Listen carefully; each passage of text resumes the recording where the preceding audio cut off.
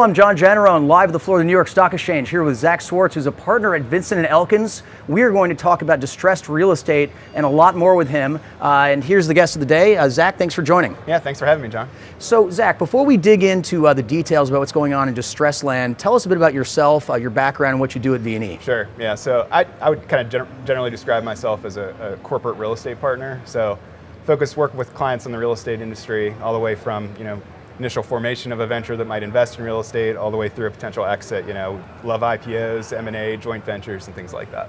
All right, great. So tell us about what's going on in the distress world. I mean, I think, Sure. I want to know, first of all, are there problems all over the country, or is it concentrated in specific pockets? How does it look out there? Yeah, I mean, I think it's really a mixed bag, not just geographically, but also, across asset classes. So, geographically, I think, when you think of distress, maybe sort of the prototypical example that comes to mind is, the office building that's, 60%, vacant in San Francisco, right? Yeah. But then we have clients in, Sunbelt states, Florida and Texas, that are actually saying, we're seeing office buildings being built, because there's demand for it in those areas because of, sort of the migration inflows that those areas have seen, in sort of the past, recent years. That makes a lot of sense, Zach. I can tell you from my own balcony down in West Palm Beach, I see lots of stuff going up, and I see people coming from the West Coast. So it doesn't look like there's much distress in West Palm to me at all. Sure. Yeah, absolutely. And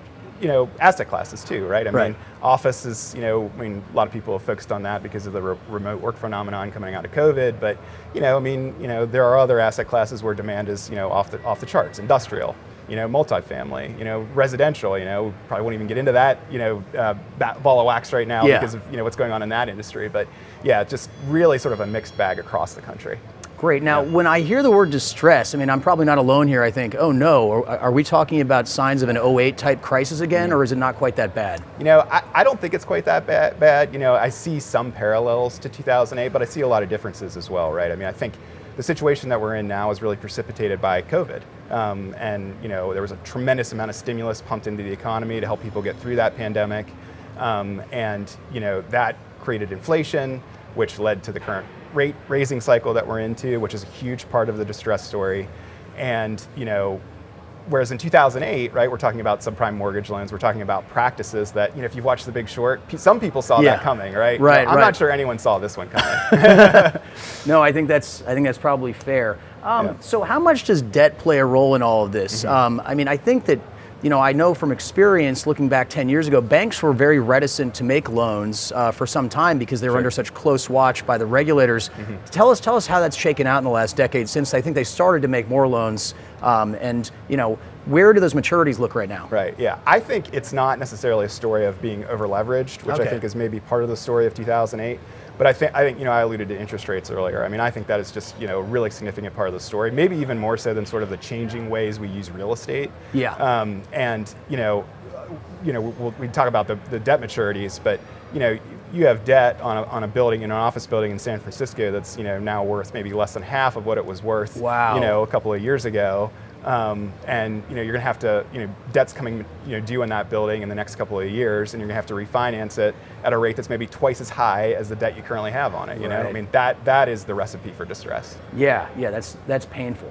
So tell us how the creditors look at all this right now. Are they open to refinancing, or are your clients having to get more creative and look elsewhere? Yeah, I mean, that's another mixed bag, right? I think it depends on who the lender is. Yeah. So, for example, I heard I keep picking on San Francisco, but I heard a story recently of someone who said, I have an office building in San Francisco, value's way down, debt maturity is coming up. I reached out to my lender to talk to them about refinancing the building, and they wouldn't even give me a bid.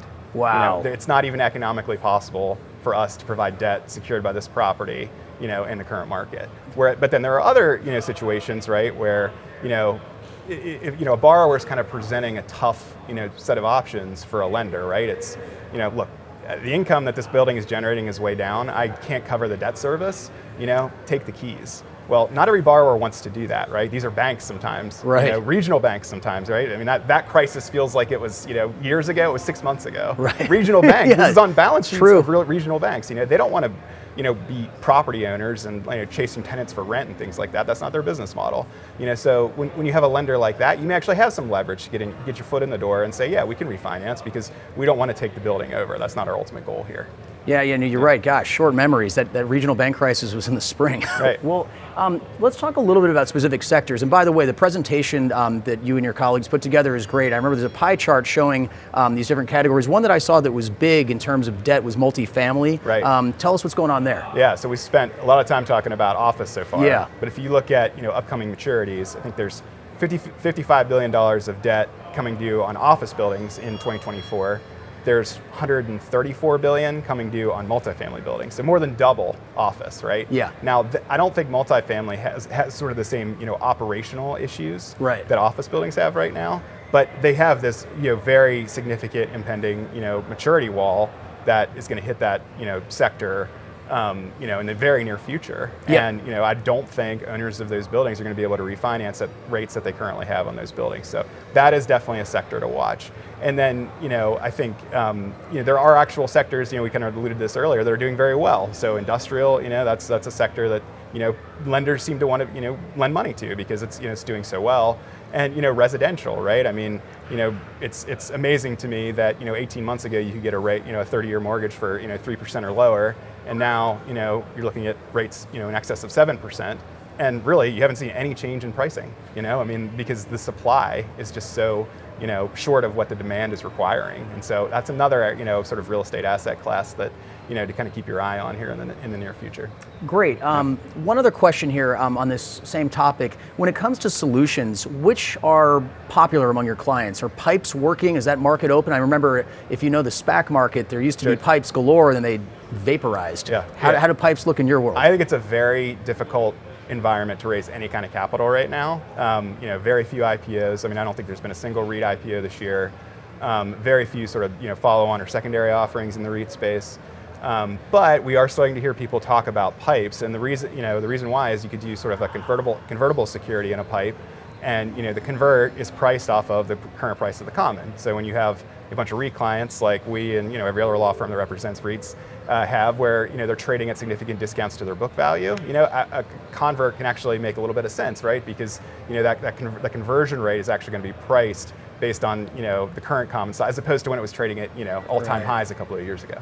Makes sense. Yeah. All right, last question, Zach. Tell me a bit about your role as an advisor to clients. What are the most important things you think about once you assess a client situation and how you can help them? Yeah. So as I mentioned, I'm a corporate lawyer, so I kind of try and quarterback things for the client, right? So work with a lot of public companies. So if we're going out to do a pipe, or any kind of financing transaction, we keep our eyes on the market and try and get our clients the best terms that we can. We work with a lot of public companies, right? So a ton of disclosure considerations. Your risk factors up to date. Your MD&A. You need to make sure that all that stuff is kind of adequately warning investors of what you might be facing in the near future. And then, as a corporate lawyer, again, I mentioned the quarterback role. I mean, it really takes a team. So, if you're a REIT and you're trying to modify outstanding debt, you need to run that by your REIT tax experts and make sure that's not going to blow your REIT status. You need real estate lawyers if you're going to go out to your tenants and try and modify leases. You need your finance lawyers and your restructuring lawyers if you're going to go out and talk to your lenders about modifying your debt. So it really takes a team, and that's what we try and do. All right, great. Well, Zach, it was great to meet you in person. And by the way, I'm looking forward. I hope to see you again down in Palm Beach for our third Palm Beach Corp Gov Forum in a couple months. Planning on being there. All right. Yeah. Well, Zach, thanks for joining me today here at the New York Stock Exchange. Really enjoyed it. Thank you. Thanks a lot. I'm John Janarone signing off from NYSE.